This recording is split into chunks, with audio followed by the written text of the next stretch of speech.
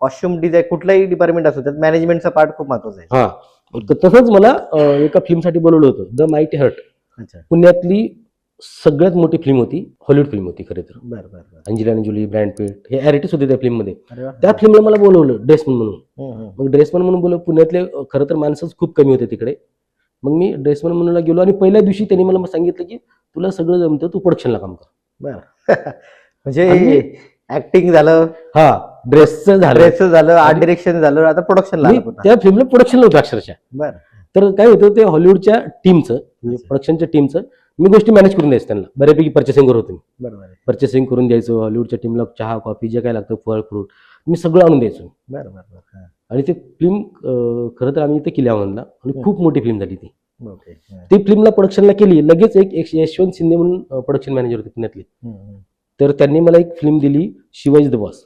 अच्छा.